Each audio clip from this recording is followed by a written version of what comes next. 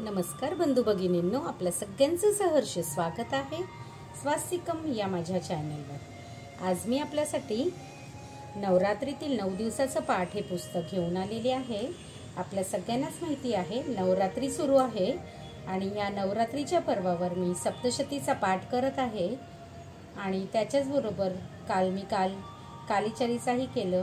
आज सुद्धा हे अध्याय झाल्यावर आणखीन एक देवीची उपासना करणार आहे। तर चला आपण व्हिडिओला सुरुवात करूया। सगळ्यात आधी देवीची ग्रंथाची आरती करून घेते मी।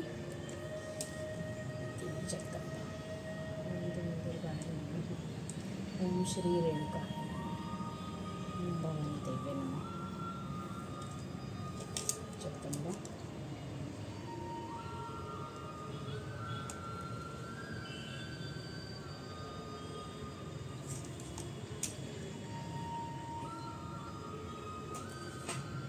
नैवेद्य अर्पण करते।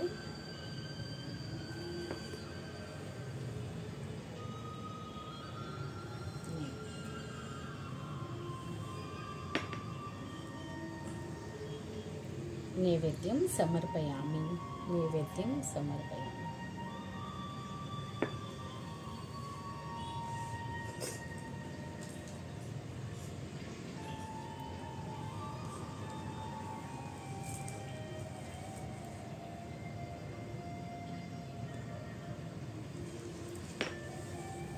नैवेद्यं समर्पयामि, नैवेद्यं समर्पयामि। जगदंबा नैवेद्य स्वीकार करावी। चला मग आजच्या पाठात सुरुवात करूया आपण।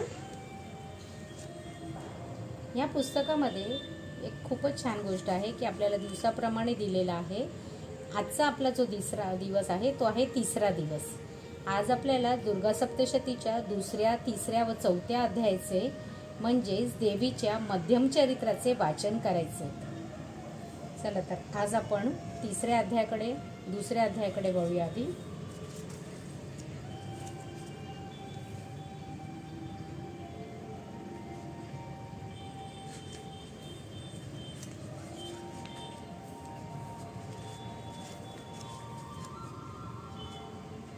दूसरा दिवस। श्री दुर्गाय नमः, श्री गणेशाय नमः, श्री सरस्वतीभ्यो नमः। दूसरा दिवस श्री दुर्गा सप्तशती अध्याय पहिला। हे काल आपण केलं होतं। आजचा तिसरा दिवस आहे।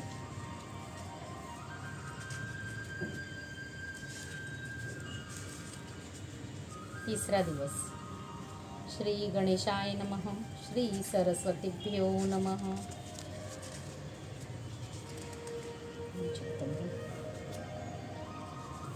ओम श्री रेणुकाय नमः, ओम श्री रेणुकाय नमः। आणि बंधू भगिनींनो, माझ्या चॅनलवर आपल्याला श्री रेणुका महात्म्यचं पण प्लेलिस्ट आहे आणि कालच मी श्री देवी भागवत पुराण ह्याचं प्लेलिस्ट जे आहे ते माझ्या चॅनलवर अवेलेबल आहे। तर आपण ह्या दिवसांमध्ये नवरात्रीमध्ये जर आपल्याला पठण करायला जमत नसेल तर आपण ते श्रवण करून करू शकता, आपल्या घरामध्ये लावून ठेवू शकता, जेणेकरून आपल्या घरामध्ये त्याचे व्हायब्रेशन्स निर्माण होतील आणि आपल्याला देवीची भक्तीही घडेल। चला तर मग आजच्या तिसऱ्या दिवसाकडे वळूया आपण।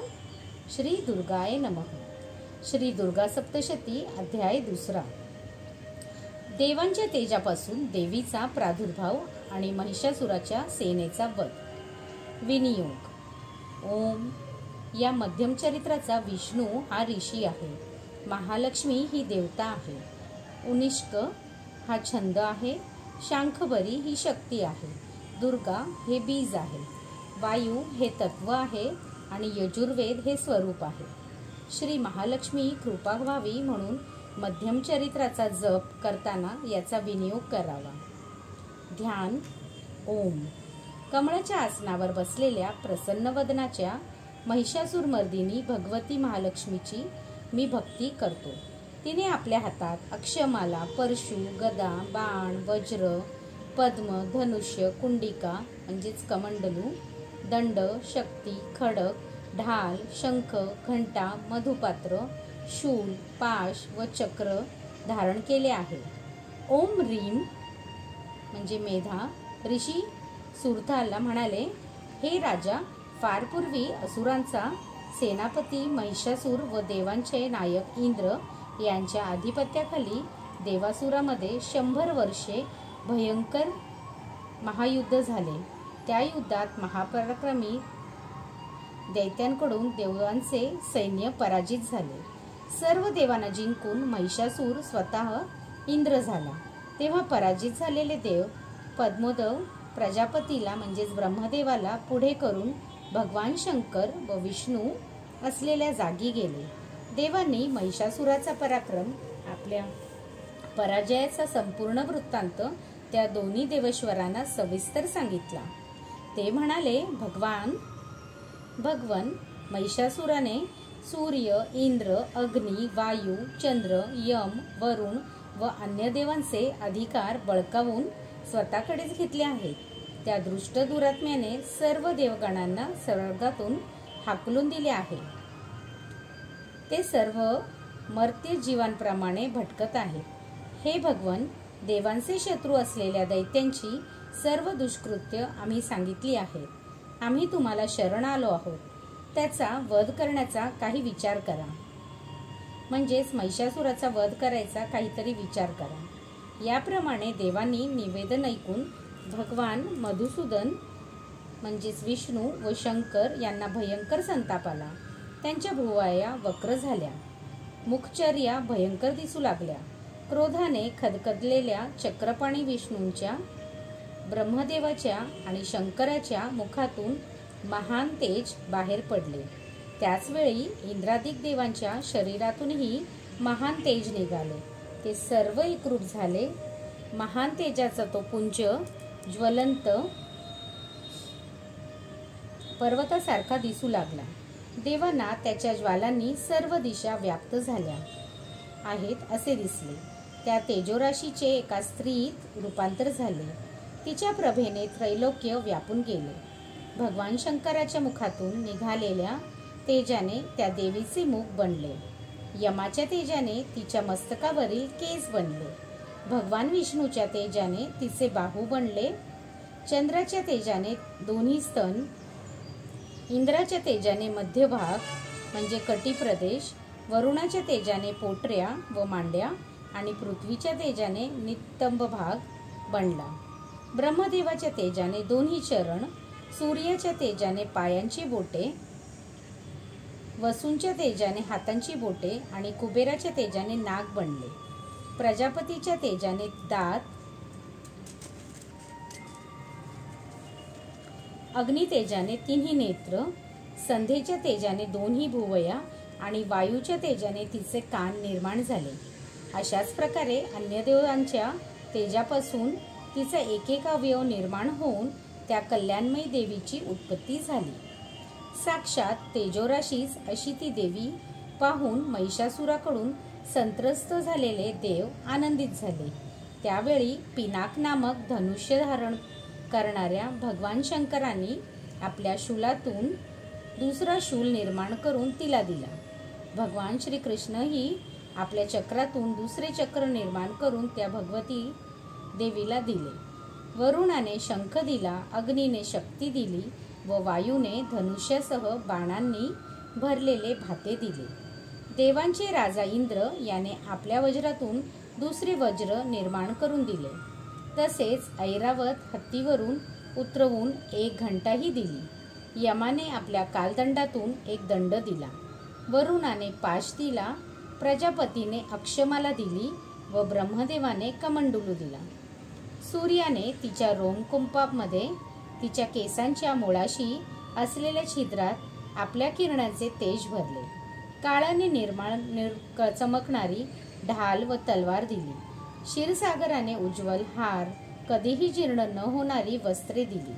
त्याचबरोबर त्याने दिव्य चूडामणी, कुंडले व कडी, तेजस्वी चंद्रकोर, दंडात घालण्यासाठी वाकी म्हणजे सलकडे, दोन्ही चरणांसाठी विमल असे पैंजण, तसेच गळ्यात घालण्यासाठी उत्तम साखळी आणि हाताच्या सर्व बोटात घालण्यासाठी रत्नजडित अंगठ्या दिल्या. विश्वकर्माने अत्यंत निर्मळ असा परशु दिला. त्याचबरोबर अनेक प्रकारची शस्त्रे अभेद कवच तसेच मस्तकावर व छातीवर धारण करण्यासाठी कधीही न कोमजणाऱ्या अशा कमळांच्या माळाही दिल्या. समुद्राने अतिशय सुंदर असे कमळ दिले. हिमालयाने वाहन म्हणून सिंह दिला व नानाविध रत्ने दिली. धनपती कुबेराने मद्याने भरलेले पानपात्र दिले, जो सर्व नागांच्या मुख आहे आणि ज्याने ही पृथ्वी धारण केली आहे त्या शेषाने बहुमूल्य मण्यांनी विभूषित असा नागहार दिला.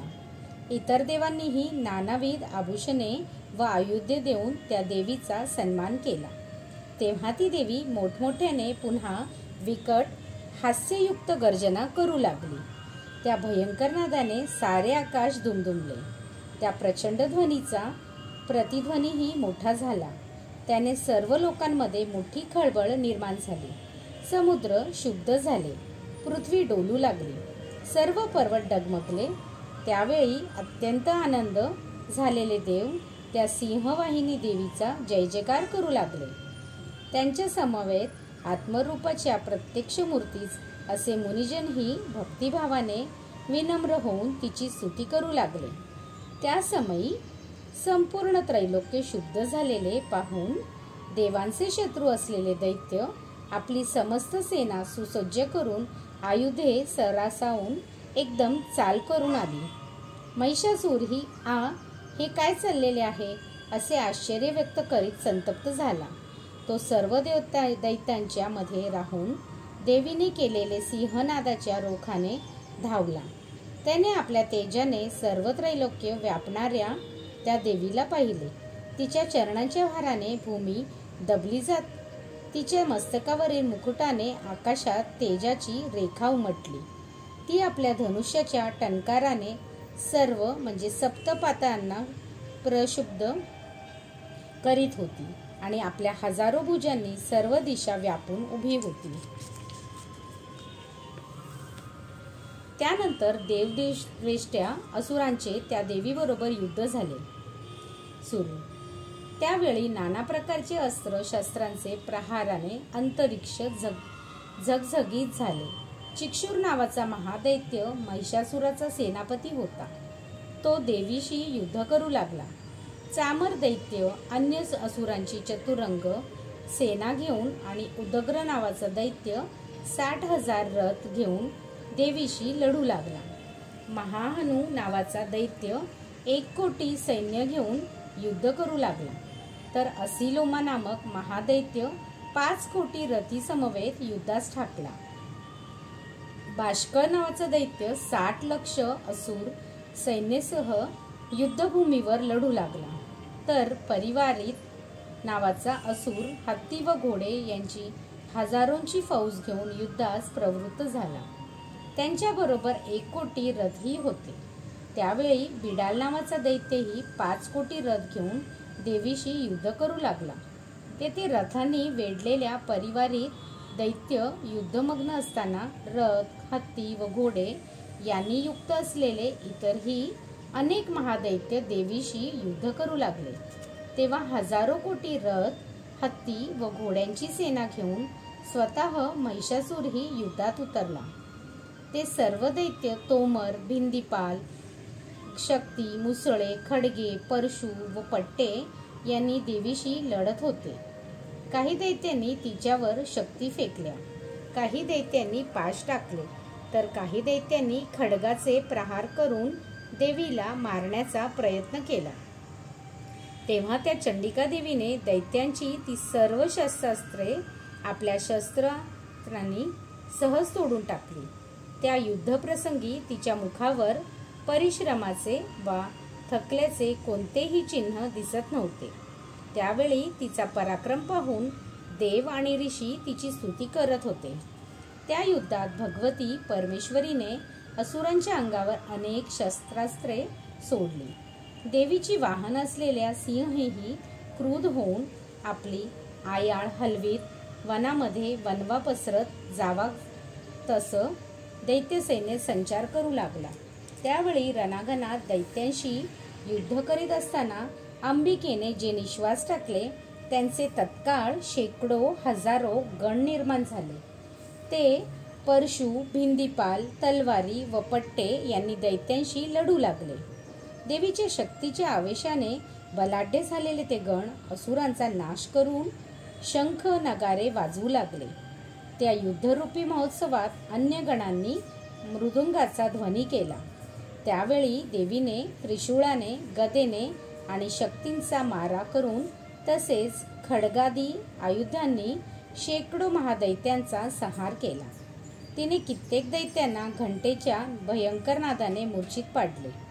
कित्येक दैत्यांना पाशबद्ध करून जमिनीवर पाडून खेचले. कित्येकांचे तीक्ष्ण खड्गाने 2 तुकडे केले. तसेच आणखीन कितीतरी गदेने खेचून धराशाही केले. त्यावेळी देवीच्या मुसळाच्या तडख्यांनी अत्यंत जखमी झालेले कित्येक दैत्य रक्त ओकू लागले. कित्येक दैत्य शूलघाताने छाती फाटून जमिनीवर मरून पडले. तर कित्येक दैत्य तिच्या शरवर्षावाने रणांगणात मृत्युमुखी पडले. ससाने जसे भूमीवर पडावे तसे देवांना पीडा देणारे ते दैत्यगण वेगाने गतप्राण होऊन पडले. कोणाचे हात तुटले, कोणाच्या माना तुटल्या, कोणाची मस्तके तुटून पडली, कोणी मधोमध कापले गेले, तर कोणी मांड्या छिन्न विच्छिन्न होऊन कंबर मोडून भूमीवर पडले.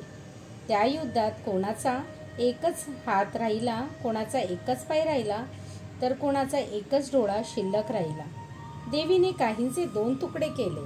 काही दैत्य मस्तक तुटले तरी धडाने उठून युद्ध करीत होते. त्या कबंदाच्या हातातील मुख्य आयुधे तशीच उगारलेली होती. त्या युद्धात काही दैत्य तुतारांच्या लयीत गुंग होऊन नाचत होती, तर खडग, शक्ती, रिष्टी आदी आयुधे धारण केलेले काही महादैत्य देवीला थांब थांब असे म्हणत असताना त्यांची मस्तके तुटून केवळ धडे उरत होती. ज्या ठिकाणी ते महाभयंकर युद्ध होत होते तेथे देवीने पाडलेले रथ, हत्ती, घोडे व दैत्यांची कलेवरे यामुळे चालणे फिरणेही अशक्य झाले. तेथे दैत्यसैन्यातील हत्ती, घोडे व असुरांच्या शरीरातून झालेल्या प्रचंड रक्तपातामुळे रुधिराने नदी सदृष्ट पाठ वाहत होते.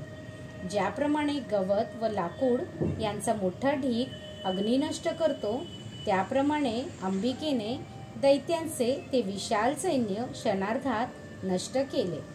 त्यावेळी क्रोधाने आयाळ पिंजरलेला तिचा सिंह दैत्यांच्या शरीरातील प्राणच निघून जातील अशी प्रचंड गर्जना करीत होता. त्या रणांगणावर देवीच्या गणांनी दैत्याशी असे भयंकर युद्ध केले. स्वर्गातील देव संतुष्ट होऊन पुष्पवृष्टी करू लागले. याप्रमाणे श्री मार्कंडेय पुराणातील सार्वणिक मन्वंतरातील देवी महात्म्य कथेतील महिषासूर सैन्यवध नावाचा 2रा अध्याय पूर्ण झाला. श्रीदेवी पर्णमस्तु.